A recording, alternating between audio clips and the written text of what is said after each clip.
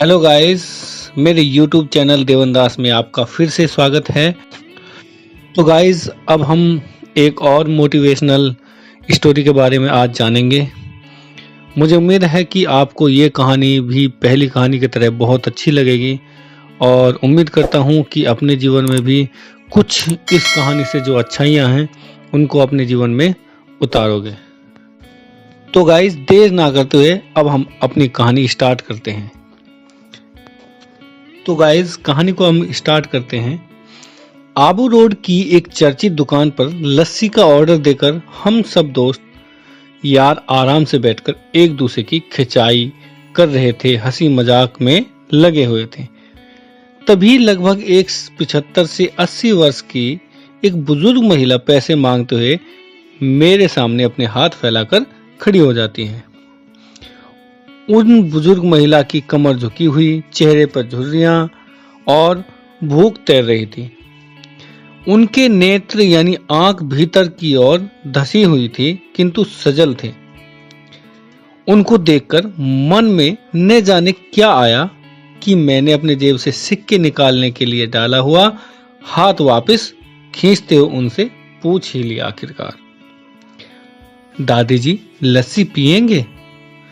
मेरी इस बात पर दादी कम अचंभित हुई और मेरे मित्र अधिक अचंभित हो गए, क्योंकि अगर मैं उनको पैसे देता तो बस 5 या 10 रुपए ही लेती, लेकिन लस्सी तो पूरे 30 रुपए की एक है। इसलिए लस्सी पिलाने से मेरे गरीब हो जाने की और उस बूढ़ी के द्वारा मुझे ठग कर अमीर हो जाने की संभावना बहुत अधिक बढ़ गई। दादी जी ने सकुचाते हुए हामी भरी और अपने पास जो मांग कर जमा किए हुए उनके 6 या 7 रुपए रहे होंगे, उनको अपने कांपते हुए हाथों से मेरी ओर आगे बढ़ाया। तभी मुझे कुछ समझ नहीं आया तो मैंने उनसे पूछ ही लिया, ये किस लिए हैं?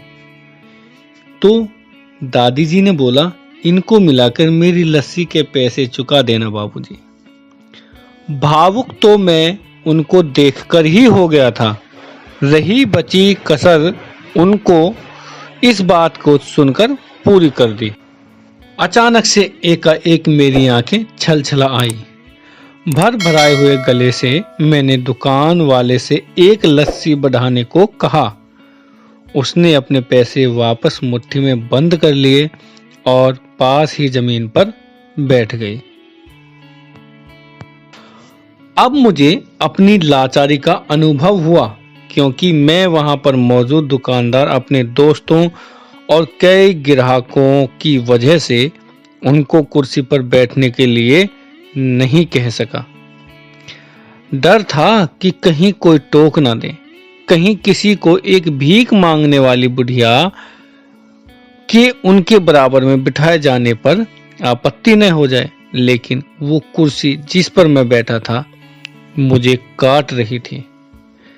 लस्सी कुल्हड़ों में भरकर हम सब मित्रों और बूढ़ी दादी के हाथों में आते ही मैं अपना कुल्हड़ पकड़कर दादी के पास जमीन पर ही बैठ गया, क्योंकि ऐसा करने के लिए मैं तो स्वतंत्र था, इससे किसी को आपत्ति नहीं हो सकती थी।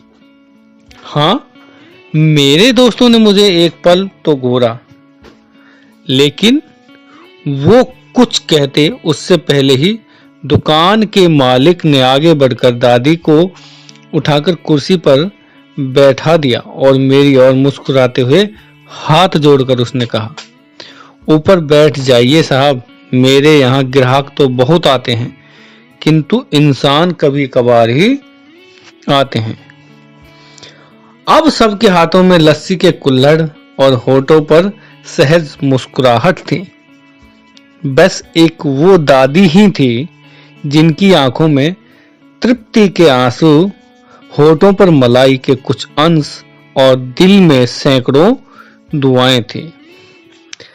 न जाने क्यों जब कभी हमें 10 या 20 रुपए किसी भूखे गरीब को देने या उस पर खर्च करने को होते हैं तो वो हमें बहुत ज़्यादा लगते हैं, लेकिन सोचिए, क्या वो चंद रुपए किसी के मन को तृप्त करने से अधिक कीमती हैं?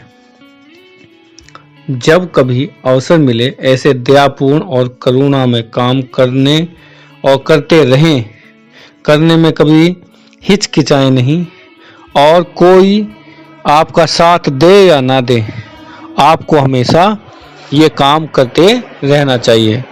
जब भी आपको कहीं ऐसी व्यक्ति, बूढ़ी औरत या बूढ़ा व्यक्ति या कोई एक लाचार बच्चा आपको कहीं भी मिले, तो आप उनकी पैसे से मदद नहीं तो कम से कम उनको खाना खिलाकर, चाय पिलाकर या किसी और तरीके से जो उनके हित में हो, मदद कर सकते हो।